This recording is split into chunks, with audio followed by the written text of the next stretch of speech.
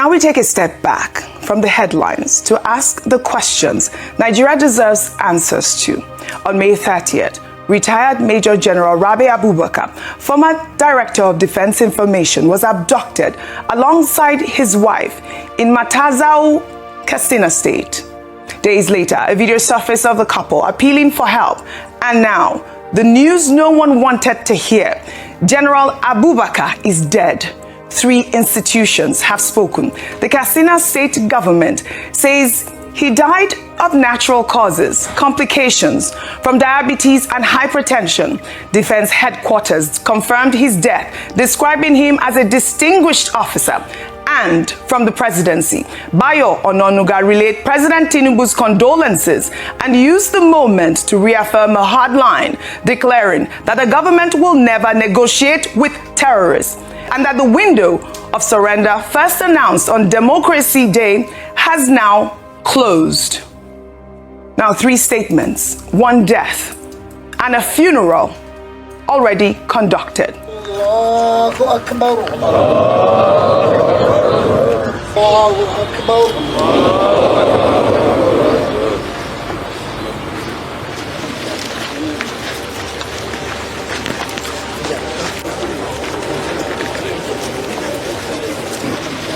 Allahu Akbar.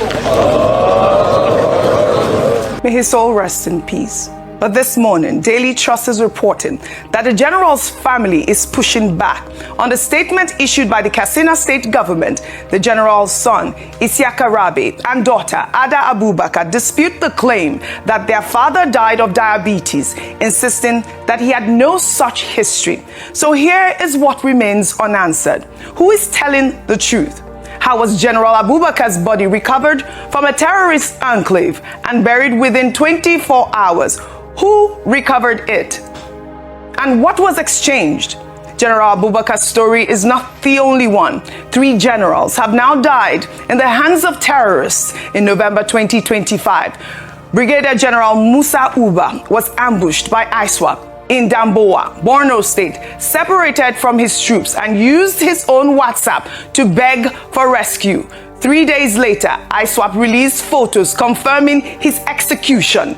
In April, Brigadier General Oseni Brahima was killed alongside 17 soldiers when ISWAP stormed 3 military formations in Benshek, Borno State. Now 3 generals, 3 different ends. One question. If officers of this rank can be captured, killed, and lost, what protection does an ordinary Nigerian have? Now, a resurfaced clip of General Abubakar from his days as Director of Defence Information is now going viral, where he spoke about military efforts to rescue Boko Haram hostages, including the Chibok girls, promising operations that prioritize the safety of captives. We are on course. Recently, we have rescued a lot of civilians from the terrorists, and I believe you must have read it on paper.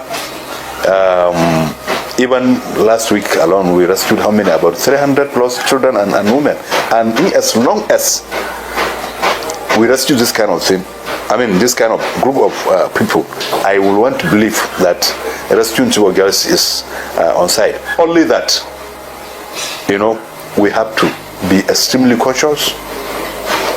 We have to be extremely careful, and we are planning towards making a rescue that will be not just to rescue them, but rescue them with their unharmed and with their lives. Today, that very principle of careful intelligence-led rescue is the principle Nigerians say was never applied to save him. The irony has not been lost on social media, and tributes keep pouring in. Nigeria owes General Abubakar and his family the truth. Rufai, I want to come to you on this story because you have seen what I have put together. We had a clip of the general talking about intelligence-led rescue for the Chibok girls, and this one general that was the spokesman for the military has just died in a way that he actually was, not advocating for. They've talked about the presidency saying that the government will not negotiate with terrorists. How did General Abubakar's body resurface from the terrorist enclave just 24 hours after he was killed? Your thoughts? Or after he died? The Katsina State government is saying he died, of natural causes. The family is saying, no, our father did not have any history of diabetes. Oji, I'm sad to admit to you today that Nigeria is a failing country.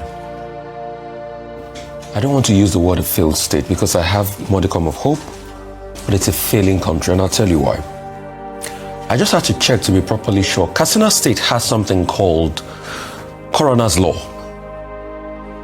By Coroner's Law enactment, General Rabe's body ought not have been buried.